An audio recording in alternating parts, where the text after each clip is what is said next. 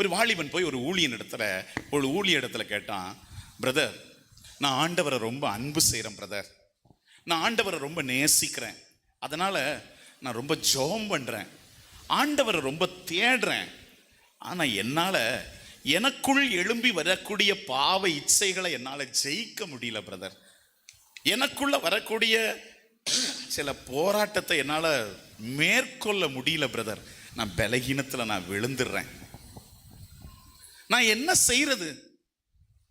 நான் ஆண்டவர் அன்பு செய்கிறேன், ஆனா என்னால எனக்கு வரக்கூடிய பலகீனத்தை என்ன பண்ண முடியல, நான் மேற்கொள்ள முடியல. நான் ஆண்டவர் அன்பு செய்கிறேன், நான் ஜெபிக்கிறேன், நான் தேவனை தேடுறேன், நான் வசனத்தை கேட்கிறேன், ஆனா நான் மொபைலில் ரொம்ப நேரம் இருக்கிறேன், ஆனா தேவையில்லாத படங்களை நான் பார்க்குறேன், ஆனா தேவையில்லாத ஆட்கள்கிட்ட ரொம்ப நேரம் பேசுறேன், ஆனா நான் ஆண்டவரை அன்பு செய்கிறேன், எனக்கு தெரியுது அது எல்லாம் ஊனியல்பான காரியம், அதெல்லாம் விடணும்னு நினைக்கிறேன், என்னால் முடியல, என்ன செய்யறது, இது என்னது அப்படின்னு அவன் கேட்டான்.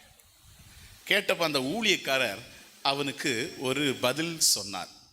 என்ன பதில் சொன்னார்னா, டேய், உன்னுடைய நேரத்தை நீ எதில் அதிகமாக செலவழிக்கிறன்னு கேட்டார். கேட்குறீங்களா? அதாவது உன் நேரத்தை நீ எதில் அதிகம் செலவழிக்கிறாய் அப்படின்னா, நீ உன் நேரத்தை எதில் அதிகம் செலவழிக்கிறியோ அதில் நீ விதைக்கிறன்னு அர்த்தம். இப்பவும் பாதி பேருக்கு புரியல. அதனால அந்த வாலிபனுக்கும் புரியல, அப்படி சொல்லியும் புரியல. அதனால் அவர் இன்னொரு கதை சொன்னார் அவனுக்கு. என்ன கதை சொன்னார்னா, நீங்க கேள்விப்பட்டிருக்கலாம் அந்த கதையை, வேற வழியில் திரும்பவும் கேளுங்க, இந்த செய்திக்கு அது அவசியப்படுது.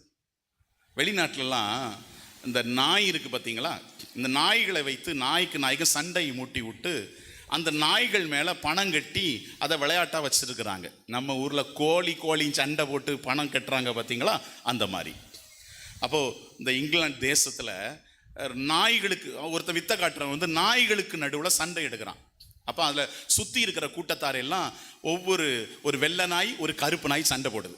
அப்போ கொஞ்சம் பேர் கருப்பு நாய் தான் இந்த சண்டையில் ஜெயிக்கும்னு பணம் கட்டுறான், கொஞ்சம் பேர் வெள்ளை நாய் தான் ஜெயிக்கும்னு பணம் கட்டுறான். ஒரு ஆள் 200 பவுண்டு வெள்ளை நாய் ஜெயிக்கும்னு கட்டுறார். ஏன்னா நாயை பார்க்க எப்படி இருக்குது, சூப்பராக இருக்குது, அப்படி ஒரு இதாக இருக்குது, அதனால அவருக்கு நம்பிக்கை இந்த நாய் ஜெயிச்சிரும் அப்படின்னு பணம் கட்டுறார். ஆனால் அந்த நாய் சண்டையில் வெள்ளை நாய் தோத்துட்டு கருப்பு நாய் ஜெயிச்சிட்டு. கேட்டுச்சா எல்லாரும்? அவனுக்கு பயங்கர அது இழப்பு, நஷ்டம். உடனே அவன் பார்த்தான், இதே ஆள் அடுத்த ஊரில் போய் மறுபடியும் என்ன போடுவான், இதே சந்தையை போடுவான், இதே வியாபாரத்தை பண்ணுவான்.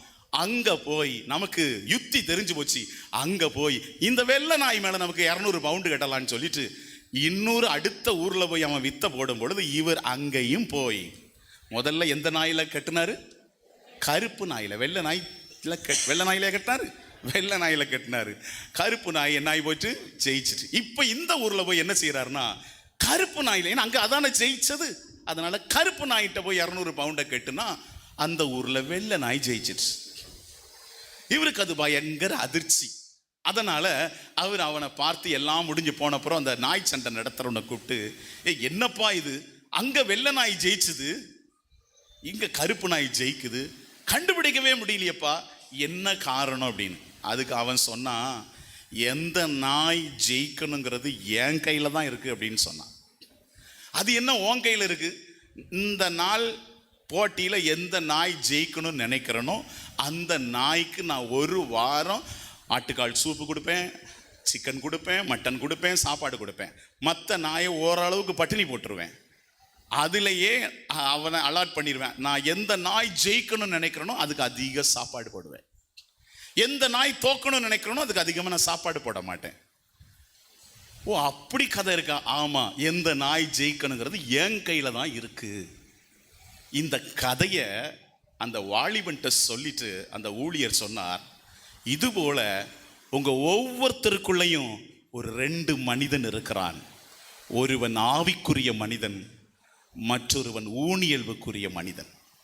நீங்க எந்த மனிதனுக்கு அதிக நேரத்தை செலவழிக்கிறீர்களோ அந்த மனிதன் உங்க வாழ்க்கையில் ஜெயம் பெற்று கொண்டே இருப்பான்.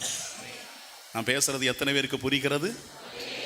புரிஞ்சவங்க ஒரு அல்லேலூயா சொல்லுங்க. உங்க ஆவிக்குரிய காரியங்களுக்கு நீங்க அதிக முக்கியத்துவம் கொடுத்துக்கிட்டே இருந்தீங்கன்னா இந்த ஊனியல்பு சொல்லுகிற காரியத்தை உங்கள் ஆவிக்குரிய காரியம் ஏற்றுக்கொள்ளாது. உங்கள் ஆவிக்குரிய சிந்தை சொல்வதைத்தான் நீங்கள் செய்து கொண்டே இருப்பீர்கள். ஆனால் நீங்க பலர் எப்படி இருக்கிறோம் தெரியுமா? நம் ஆவியில் வரக்கூடிய தேவ சத்தத்தை இந்த சரீரம் என்ன செய்வதே கிடையாது, கேட்பதே கிடையாது. சரீரம் சொல்வதைத்தான் நாம் நிறைவேற்றி கொண்டிருக்கிறோம். ஆகவேதான் நாம் எதில் விதைக்கிறோம்? ஊனியல்பில் விதைக்கிறோம். நீ ஊனியல்பில் விதைச்சிங்கன்னா என்னதுதான் கிடைக்கும்? சாவு தான் கிடைக்கும். ஆனா ஆவிக்குரிய வாழ்வில் விதைச்சிங்கன்னா என்ன கிடைக்கும்? எனக்கு பதில் சொல்லுங்க. உங்க நேரம் எதுல அதிகமா செலவழிக்கிறீங்க? மொபைல்லையா, வேத வசன படிக்கிறதில்லையா? சொல்லுங்கப்பா. உங்க நேரத்தை நீங்க ஆவிக்குரிய காரியத்துல விதைக்கிறீங்களா, இல்லைன்னா ஊனியல்வின் காரியங்கள்ல விதைக்கிறீங்களா? எதுல விதைக்கிறீங்க? ஆவிக்குரிய காரியத்துல விதைக்கிற பிள்ளைகளுக்கு ஆண்டவர் சொல்லுகிறார், உனக்கு ஒரு அறுவடையின் காலத்தை நான் முன்குறித்து வைத்திருக்கிறேன் என்று சொல்லுகிறார். எத்தனை பேர் இந்த கூட்டத்தில் தீர்மானம் எடுக்கிறீங்க, இனி ஊனியல்வின் காரியங்கள்ல நாம விதைக்க கூடாது, இனி ஆவிக்குரிய காரியங்கள்ல நான் விதைக்கணும்னு முடிவெடுக்கிறீங்க? அவங்க எனக்கு ஒரு அல்லேலூயா சொல்லுங்க. நான் பேசுறது எல்லாருக்கும் புரிந்ததா? நாம் எதுல விதைக்கணும்? சத்தமா சொல்லுங்க.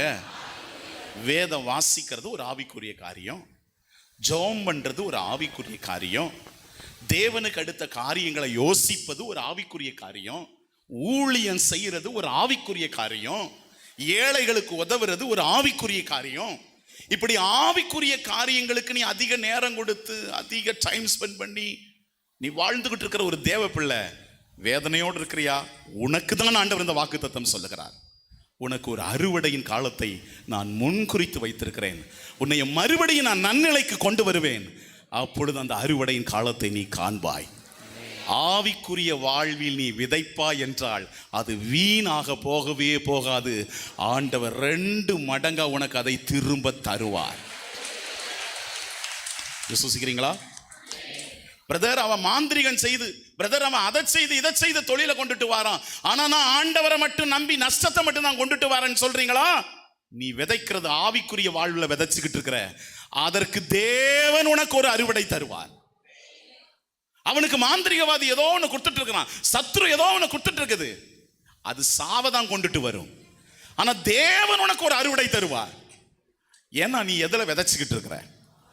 நீ தேவனை நம்புற, நீ ஊனியல்புல விதைக்கல. இப்ப இந்த கூட்டத்தில் வந்திருக்கிற எல்லாரும் முடிவெடுங்க, இனி உங்க ஊனியல்பின் காரியங்களுக்கு அதிக நேரம் கொடுக்காதீங்க, ஆவிக்குரிய காரியங்களுக்கு அதிக நேரம் கொடுங்க. அது அர்த்தம் என்ன தெரியுமா? நீங்க ஆவியானவரில் விதைக்கிறீங்க.